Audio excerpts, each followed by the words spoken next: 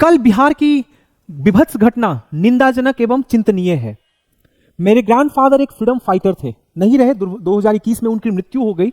हमेशा से quit India movement में वो पार्टिसिपेट किए थे। मैं हमेशा से एक क्वेश्चन पूछा करता था कि आपने क्विट इंडिया मूवमेंट में पार्टिसिपेट क्यों किया, और उनका एक ही जवाब होता था कि बच्चे, जो हम लोग सिविल लिबर्टीज को एंजॉय ना किए वो आप लोग करना।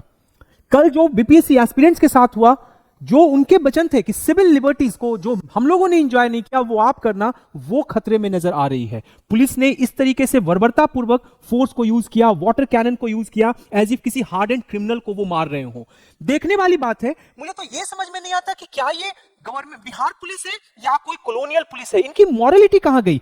वाटर कैनन का यूज, वो भी इस टेम्परेचर में, जब 15 डिग्री 14 डिग्री 13 डिग्री टेम्परेचर हो, बच्चे भूखे प्यासे हो, उस समय वाटर कैनन का यूज, जब अभी सबसे ज्यादा चांसेस था कि उन बच्चों को ठंड का भी प्रकोप अफेक्ट कर सकता था। लेकिन ऑब्वियस सी बात है, उसके लिए सोचने वाली शक्ति चाहिए। पुलिस तो है वो ब्यूरोक्रेट बनती जा रही है, कॉलोनियल माइंडसेट वाली हो गई है।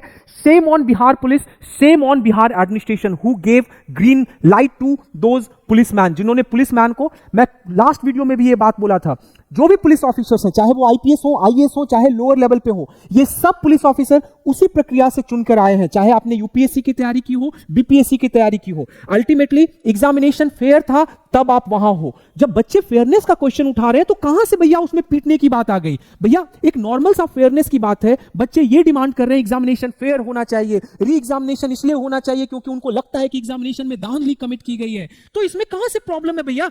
अगर री एग्जामिनेशन का डिमांड है, शांतिपूर्वक डिमांड कर रहे हैं, कोई भी ना पब्लिक प्रॉपर्टी को किसी बच्चे ने डैमेज किया, ना ही कोई ऐसा उपद्रव किया था जिसके कारण उनको इतना पीटा जाना चाहिए। एक पॉलिटिकल साइंस का टीचर हूं, यूपीएससी ऑप्शनल पीएसआईआर पढ़ाता हूं, और जब भी राइट्स चैप्टर को इंट्रोड्यूस करता हूं तो बच्चों को I often talk about sacrificial lamb. हमेशा सैक्रिफिशियल लैम्ब की स्टोरी बताता हूं, क्योंकि लॉक भी वहां पे, जॉन लॉक जब राइट्स का कॉन्सेप्ट देते हैं तो वहां पे सैक्रिफिशियल लैम्ब की बात करते हैं। बच्चे कोई सैक्रिफिशियल लैम्ब नहीं है कि स्टेट जो है उनको इंस्ट्रूमेंट के रूप में यूज करे, जब मन हुआ तब उनको लाठी डंडा उनके ऊपर चार्ज किया, वाटर कैनन चार्ज किया। भाई बच्चे are not means to some end. आपका एंड हो सकता है कि स्टेट का सिक्योरिटी हो, आपका एंड ये हो सकता है कि गवर्नेंस हो, लेकिन अल्टीमेटली स्टेट हो, नेशन हो, it is made up of the people who reside into it. ये लोगों का है, हमारा देश है, हम सब मिलकर इस देश को बनाए हैं। सो स्टेट सैक्रिफिशियल लैम्ब बनाकर इन बच्चों को ट्रीटमेंट करना बंद करे। बच्चों का जो जायज डिमांड है वो बिल्कुल मिलना चाहिए।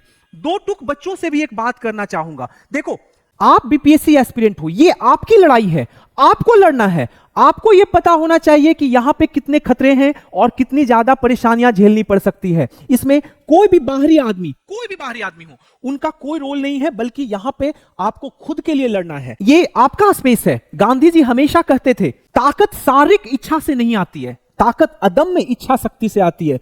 आज जरूरत है कि आप अपने अदम्य इच्छा शक्ति को दिखाएं। आज आपको किसी और पे डिपेंडेंट होने की जरूरत नहीं है। बिलीव मी, जिस दिन ये डिपेंडेंस को आप तोड़ेंगे, भाई स्टूडेंट्स तो यहां क्या से क्या कर चुके हैं, वर्ल्ड की कितनी सारी फाउंडेशंस को उन्होंने हिलाया है। ये तो एक छोटा सा डिमांड है भाई री एग्जामिनेशन का। तुम लोग यार कुछ भी कर सकते हो, लेकिन किसी बाहरी का सपोर्ट मत लो। आप कोशिश कीजिए कि एज ए स्टूडेंट मूवमेंट ही इसको रखें। लास्ट में एक सोल्यूशन देना चाहूंगा। दुष्यंत कुमार हमेशा बोलते थे, सिर्फ हंगामा खड़ा करना मेरा मकसद नहीं, सारी कोशिश है कि यह सूरत बदलनी चाहिए।